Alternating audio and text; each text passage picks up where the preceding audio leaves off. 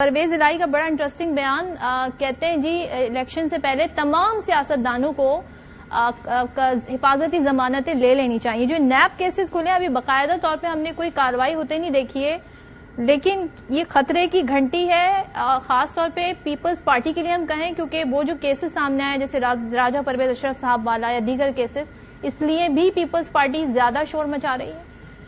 دیکھیے یہ خطرے کی گھنٹی ہے یا نہیں ابھی تک واضح نہیں ہوا، کیونکہ نیب کے کیسز ٹرکوں میں بھر کے اگر عدالتوں تک فائلیں لے کے جانا اور لے کے آنا کو اگر سمجھا جائے کہ کسی کا احتساب ہو جائے گا تو یہ احتساب کا راستہ نہیں ہے.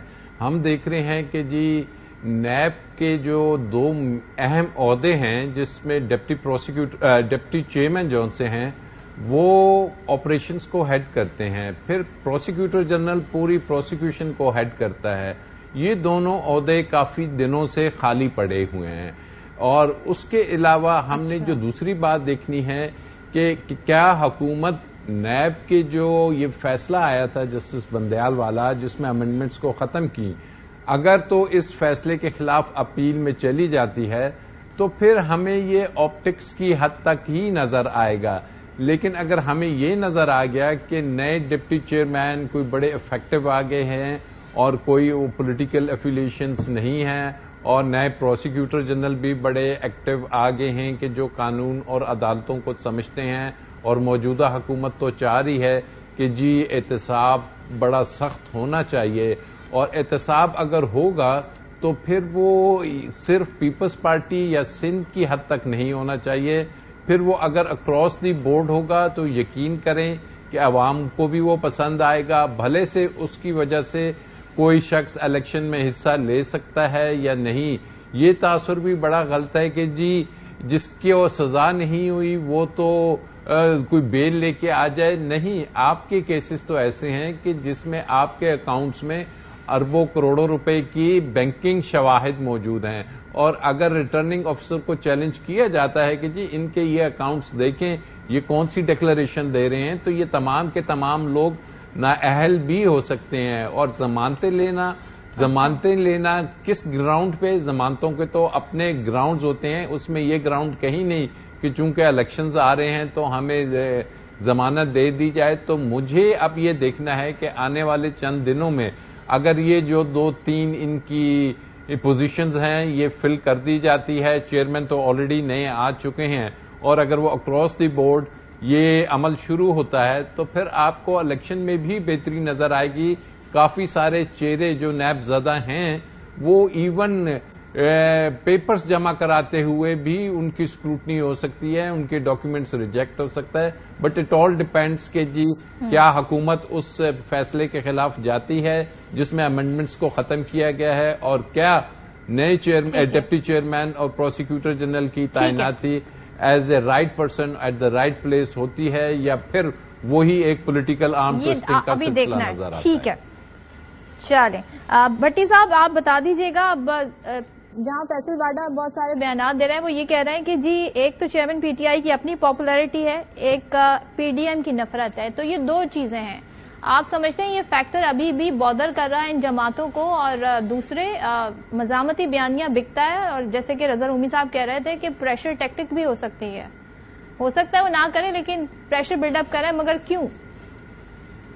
رضا رومی صاحب بھائی ہیں، قابل احترام ہے، ان کی رائے کا احترام، لیکن ان کی نظر غلام محمد قاصر صاحب کا 2 شعر عرض کرتا ہوں ان کے خیالات کی احترام کرتے ہوئے.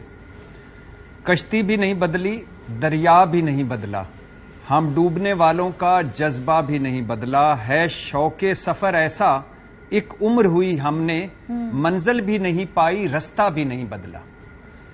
اب رومی صاحب اگر آپ اس جو ہاؤس آف شریف کی حکومتوں کو یا ان کی پارٹیوں کو یا زرداری صاحب اینڈ کمپنی کو یا باقیوں کو اگر آپ جمہوریت سمجھتے ہیں تو سر یہ آپ کی ہمت ہے اور آپ کا حوصلہ ہے. مجھ میں تو نہ اتنی ہمت ہے نہ اتنا حوصلہ ہے. آپ نے مجھ سے زیادہ دنیا دیکھی ہے، مجھ سے زیادہ پڑھے لکھے ہیں، مجھ سے زیادہ آپ گہری نظر رکھتے ہیں. یہ سویلین آمر ہیں سر، منافقت سے بھرے ہوئے، جھوٹ سے بھرے ہوئے، دغا بازی سے بھرے ہوئے، 2 نمبری سے بھرے ہوئے.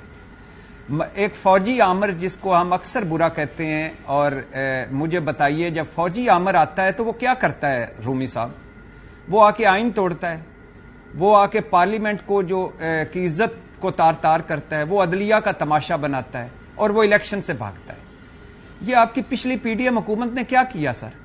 آئین توڑا، پارلیمنٹ کا تماشا بنایا، سپریم کورٹ کا تماشا بنایا اور الیکشن سے بھاگے۔ ہم ان کو ابھی بھی جمہوریت پسند سمجھتے ہیں، اور اب ابھی بھی ان کو سمجھتے ہیں کہ ان کو سر پہ بٹھانا چاہیے یا ان کو حق حاصل ہے۔ نہیں سر، ان کو حق حاصل نہیں ہے۔ وہ یہ کہہ رہے ہیں عوام کا حق ہے۔ سر نہیں، عوام کا کہاں حق ہے؟ کدھر عوام ہے؟ کہاں عوام ہے؟ میں عوام کو پتہ نہیں کہاں رومی صاحب کو پتہ چلا کہ میں عوام کو برا کہہ رہا ہوں یا رگید رہا ہوں۔ عوام کہاں ہے؟ یہ جمہوریت جو ہے یہ جمہور لیس جمہوریت ہے، یہ پرفارمنس لیس جمہوریت ہے، جس کو ہم نے جمہوریت کا نام دیا ہوا ہے سویلین آمریت۔ یہ ڈھیلوں والی جمہوریت ہے، یہ پتلی گلی چور دروازوں والی جمہوریت ہے، یہ 5% کو انڈے بچے دینے والی جمہوریت ہے۔ اور دوسری بات ہے کہ ان کے بھائی ان کو سمجھانے گئے ہیں، بچے ہیں، وہ 3 مرتبہ کے وزیر اعظم ہیں، بچے ہیں کہ ان کو سمجھانا پڑتا ہے ہر چوتھے دن پہ۔ یہ گڈ کاپ بیڈ کاپ کا سفر کب ختم ہوگا سر؟ ختم کر دیں اب یہ سر، اب آئیں بڑے بنے۔ میں نے آپ کو مثال دی کہ 28 سال جیل، 26 سے 28 سال جیل نیلسن منڈیلا کی، انتقام لے سکتے تھے وہ، کیونکہ انقلاب آ چکا تھا، لیکن انہوں نے کہا کہ میں نے جیل میں پہلی بات یہ سیکھی کہ سارا کچھ بھول جاؤ، سب کو معاف کر دو۔ اب آخری بات یہ ہے کہ یہ ٹھیک کہہ رہے ہیں فیصل واڈا صاحب، مختصر فیصل واڈا صاحب ٹھیک کہہ رہے ہیں کہ ایک پی ٹی آئی کی اپنی مقبولیت بھی ہے، دوسرا ان کی بدترین پرفارمنس بھی ہے، اور تیسرا جب بھی مولانا صاحب، زرداری صاحب اور ہاؤس آف شریف اکٹھے کھڑے ہوتے ہیں اور جب ہم ان کا ماضی دیکھتے ہیں اور جب ہم ان کا حال دیکھتے ہیں، اور ابھی جو بلاول بھٹو صاحب اور یہ سارے پھر سے جعلی لڑ پڑے ہیں جمہوریت کے لیے، تو جب ان کو دیکھتے ہیں اور ان کی ساری چیزیں دیکھتے ہیں تو ڈیفینیٹلی دل نہیں کرتا کہ کیا کرے بندہ، کیا اب آپ ان کو پھر سر پہ بٹھانا چاہتے ہیں، بٹھا چلیں بھٹی صاحب ٹھیک ہے۔